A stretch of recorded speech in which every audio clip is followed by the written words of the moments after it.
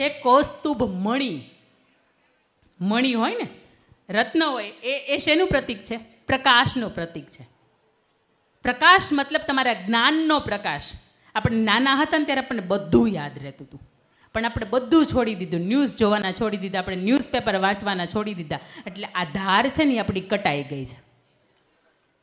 ઘણા વર્ષો પછી આપણને એમ થાય કે આપણને તો ઘણું બધું યાદ રહેતું હતું, પણ હવે કેમ યાદ નથી રહેતું? પણ તમે એ ધારને ક્યારેય ઘસી જ નથી. બે મિત્રો હોય, રોજ એક સાથે, એને એક કામ હોય કે રોજ સવારમાં જંગલમાં જવાનું અને તમારે વૃક્ષો કાપવાના. પહેલા દિવસે બે મિત્રો ગયા, બંને 20-20 કાપ્યા. બીજો દિવસ થયો એટલે પહેલાં એ 20ના 22 કાપ્યા અને આ વ્યક્તિએ 20ના 18 કાપ્યા. ત્રીજા દિવસે વળી પાછા ઓલાની એમ 7 દિવસ વીત્યા ને, તો જેણે 20 કાપ્યા હતા ને એને જે સતત વધતા હતા એને 26 કયા. એક દિવસમાં એ ઝાડ કાપે. અને બીજો જે વ્યક્તિ હતો એના એક દિવસની અંદર 20 કપાતા હતા, એના 16-15 આવીને અટકી ગયા. અઠવાડિયા પછી પૂછ્યું કે ભાઈબંધ આવું કેમ? આપણે રોજ સાથે જઈએ છીએ, રોજ ઝાડ કાપીએ છીએ, રોજ સમય સરખો આપીએ છીએ, તેમ છતાંય તે તું વધારે કાપે છે ને હું ઓછા કેમ કાપું છું?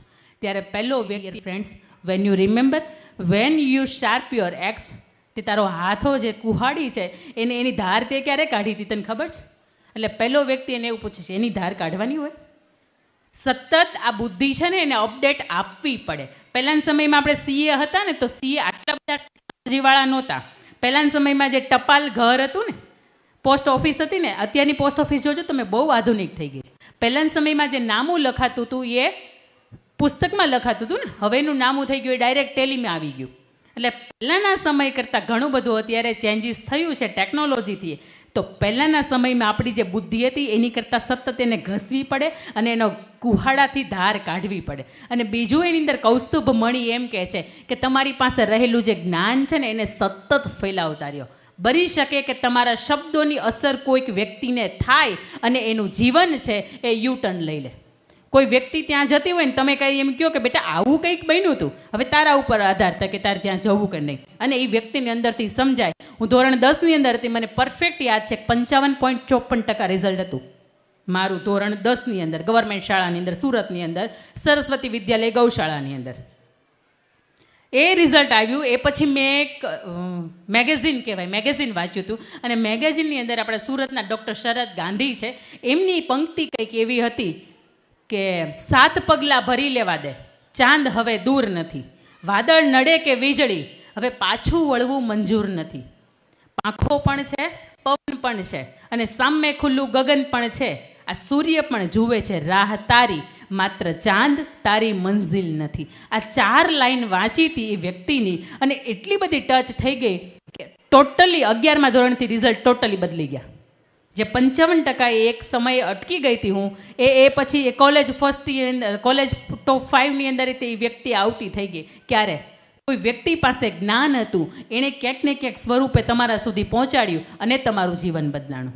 વિદ્યાર્થી તરીકે ખાસ મા બાપે આપણા કરતાં ઘણી દિવાળી જોઈ છે અને આપણને એમ કીધા હોય કે બેટા ન કરાય, તો એની સામે આર્ગ્યુમેન્ટ કરાય જ નહીં કે કેમ ન કરાય. એ ન જ કરાય, કારણ કે એણે આપણને દિવાળીઓ જોઈ છે ને એનું ભાથું આપણને કરાય.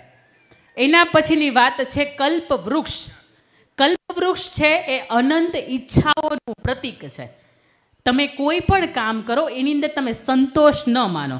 જે કરો તે બેસ્ટ કરો, જેટલું કરો એટલું બેસ્ટ કરો. તમે વિદ્યાર્થી બનો, ભણો તોય પણ બેસ્ટ રીતે ભણો. તમે કોઈ સારા હસબન્ડ બનો તમે તો પણ બેસ્ટ બનો. જે કરો તે બેસ્ટ કરો. એટલે કલ્પવૃક્ષ છે એ એવું શીખવે છે કે તમારા કાર્યની અંદર ક્યારેય સંતોષ ન માનો. એક વખત તમારે 90% આવી ગયા અને જો તમને સંતોષ થઈ ગયો તો એ 92% સુધી નહીં જાય. એક વખત તમારી કમાણી વર્ષની 5-15 કરોડ થઈ અને તમને સંતોષ થયો તો એ 12 કરોડ સુધી નહીં પહોંચે. એના પછીનું હતું 7 રંભા નામની અપ્સરા. અપ્સરા એ લાલચનું પ્રતીક છે અને ખાસ અહીંયા યુવાન દીકરીઓ બેઠી છે ત્યારે મારે એમને કહેવું છે કે કોલેજની અંદર હો કે 11મા અને 12મા ધોરણની અંદર હો, એટ્રેક્શન થાય. આપણા અધૂરા રહી ગયેલા સ્વપ્નાઓ હોય, અધૂરા મોબાઈલની, આપણને સારા મોબાઈલની, સારી કંપનીની ઝંખના હોય, સારા બ્રાન્ડેડ કપડાં કે લિપસ્ટિકની ઝંખના હોય અને ક્યાંક આપણે ફસાઈ જઈએ તો બહુ મોટી તકલીફ થાય. આ લાલચ દુનિયાની અંદર ઘરની બહાર નીકળો ને એટલે ક્ષણે આવશે. તમે મને એક સરસ મજાનો જવાબ આપો કે 10મું ને 12મું વર્ષ હોય દીકરીનું, અને એ દીકરીની શાળાની અંદર ગુડ ટચ અને બેડ ટચનું એને શીખવવામાં આવે, હા કે ના? જો 12 વર્ષની દીકરી ગુડ ટચ કોને કહેવાય ને બેડ ટચ કોને કહેવાય સમજી શકતી હોય, તો આપણી 22 વર્ષની દીકરી ન સમજી શકે? ન સમજી શકે? સમજી શકે. પણ બેટા, પોતાની જાત ઉપર કલંક લાગે, પોતાના ચારિત્ર્યને ગીરવે મૂકવું પડે, એ કામ નહીં કરતા અઠવાડિયા પહેલાંનો તથ્ય પટેલનો કિસ્સો છે. રાત્રે એની સાથે જે દીકરીઓ હતી ને, એ મા બાપને ખબર નહોતી કે મારે મા બાપની પોતાની દીકરીઓ ક્યાં છે. જ્યારે મા બાપને ખબર પડી ને ત્યારે હૈયા ફાટ રડ્યા હતા કે સાહેબ, મેં મારી દીકરીઓને ભણાવવા મોકલી હતી, એને મેં પેઇંગ ગેસ્ટમાં મોકલી હતી. મા બાપે આપણી દીકરીઓ ઉપર ખૂબ વિશ્વાસ કર્યો છે, અને એમાંય દીકરીઓ જ્યારે 15 વર્ષની વય મર્યાદા વટાવે ને ત્યારે મા બાપને પૂછજો, શાંતિની ઊંઘ નથી આવતી. એનું રીઝન આપણે છીએ. અને આપણે એમ કહીએ ને કે અહીંયા જાઉં છું, આની સાથે જાઉં છું, તો દોસ્ત સમજજો કે તમે ત્યાં જ જવા જોઈએ, તમે ત્યાંથી જ નીકળવા જોઈએ. આ ભરોસો છે ને ટકાવી રાખજો. હમણાં પેલું સોંગ બહુ વાયરલ થયું છે ને, મારે ઘેરે લક્ષ્મીનો અવતાર, આપણને સાંભળવું ખૂબ ગમે છે, પણ સમજજો, આ બાપને આંગણે તમે લક્ષ્મી બનીને આવ્યા છો. એ તમને જેમ દેવીને પૂજે છે ને એમ પૂજે છે. તમારાથી જરીકે આડાવડું એવું કામ ન થાય કે એની ઇજ્જતને, એની પ્રતિષ્ઠાને, એને પદને કલંક લાગે, ચરિત્ર છે એની ઉપર દાગ લાગે. અને આવી નાની નાની કોઈ લાલચની અંદર આપણે આવી જઈએ અને આજીવનનો પસ્તાવો થાય, એવી લાલચને આપણાથી દૂર રાખજો. એના પછીનું આઠમું પદાર્થ જે છે એ નીકળે છે, એનું નામ છે લક્ષ્મી. લક્ષ્મી 2 રીતે આવે, અને લક્ષ્મીમાં સંપત્તિમાં ખૂબ ફેર. જે નીતિથી આવે ને એને લક્ષ્મી કહેવાય, અને અનીતિથી આવે ને એને સંપત્તિ કહેવાય. અને નીતિથી આવી હોય ને એ આપણી 7 પેઢી હોય ને એ ઉજાળીને જાય, અને અનીતિથી આવી હોય ને 1 પેઢી તો ઉગાડે, બાકીની 6 પેઢી હોય ને એને ભોગવવાનું થાય.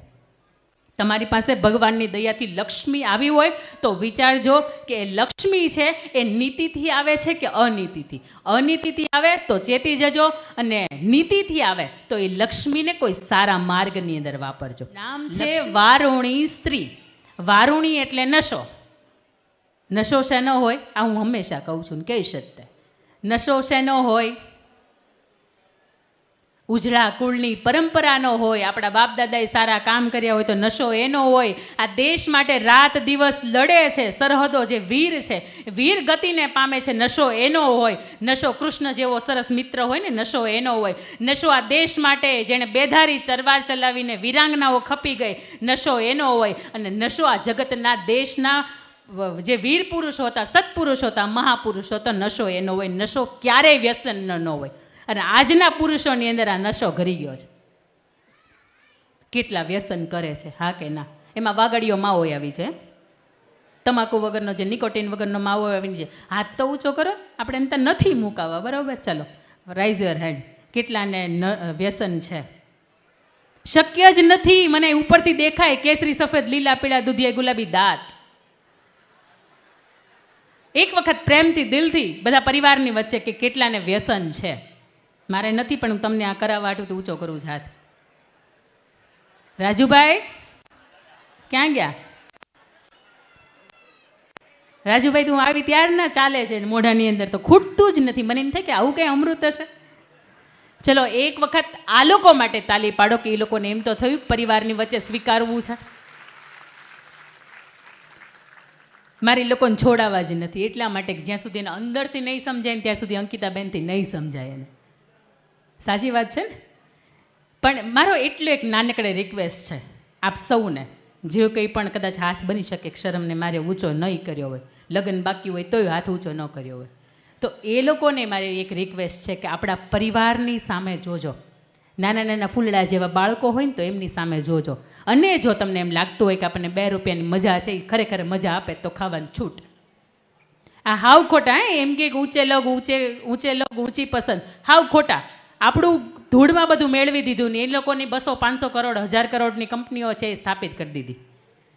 કેલાલ જાદુગરને એવું કીધું હતું કે તમારે 14 સેકન્ડની એડવર્ટાઈઝ કરવાની છે, કે કોલેજમાં ભણતા દીકરા અને દીકરીઓ હોય ને એને તમારે તમારા કપડાની અંદરથી કાઢવાની, અને કોલેજના દીકરા દીકરીઓ એમ કે કંઈક મજા નથી આવતી, એટલે તમારે ત્યાં જઈને એમ કહેવાનું કે લે આ મજા. 14 સેકન્ડની માત્ર તમારે એડવર્ટાઈઝ કરવાની, તમને 25 લાખ રૂપિયાની ઓફર કરવામાં આવે છે. આજથી 30-35 વર્ષ પહેલાં. કેલાલ કીધું હું નહીં કરું. તો પેલા કંપનીવાળાને એમ કે આને પૈસા ઓછા પડ્યા હશે, એટલે એણે એવું કીધું 50 લાખ રૂપિયા. એટલે કે હું નહીં કરું. એટલે એનો માલિક હતો ને ખુદ આવ્યો કે 50 લાખ રૂપિયાની અંદર તમારે 14 સેકન્ડની એડવર્ટાઇઝ કરવાની છે, તો તમે કેમ નહીં કરો? એટલે ત્યારે એણે ખૂબ સરસ જવાબ આપ્યો હતો કે પ્રમુખ સ્વામી મહારાજે મને એવું કીધું હતું કે તારા શોની અંદર તું વ્યસન મુક્તિનો એક કાર્યક્રમ રાખ, એક નાનો એવું એક મેજિક રાખ. અને મેં રાખ્યું હતું. અને વિદેશની અંદર હજારો લોકોએ એ વ્યસન, એની અંદર એક અગ્નિકુંડ હતો, એની અંદર હોમી દીધા હતા. તો મારા ભારતની અંદર 14 સેકન્ડની એડવર્ટાઇઝથી એ યુવાનોને વ્યસન લાગે અને કોઈનું જીવન બરબાદ થાય તો મારા માટે 50 લાખ રૂપિયા છે ને એ પાણી છે. એટલા માટે હું 50 લાખ માટે પણ 14 સેકન્ડ એડવર્ટાઇઝ નહીં કરું. અને કેલાલ એવડો મોટો જાદુગર હતો, વિદેશમાં ફરતો હતો ને તો એક પણ વખત એણે કંઈ પણ એવું વ્યસનમાં જે પણ આવતું હોય એના લિસ્ટમાં એક પણ વસ્તુ એણે નહોતી નાખી. ક્યારેક કોઈ વ્યક્તિ છે ને એના આપણને શબ્દો ટચ કરી જાય ને તોય આપણા વ્યસન છૂટી જાય. અને વ્યસન છૂટવા માટે તો હું તો એમ જ કહું છું, આપણી ઘરે નાની ઢીંગલી જો રમતી હોય ને એનો ચહેરો જોવો અને એની સાથે કલાક આનંદ કરવો અને કલાક માવો ખાઈને આનંદ કરવો. તમને ખરેખર જેમાં મજા આવે ને એમાં છૂટ, એમાં તમારે જિંદગી જીવવી. વ્યસન વારુણી સ્ત્રી છે એ આપણા જીવનની અંદર, તો એને દૂર રાખવી.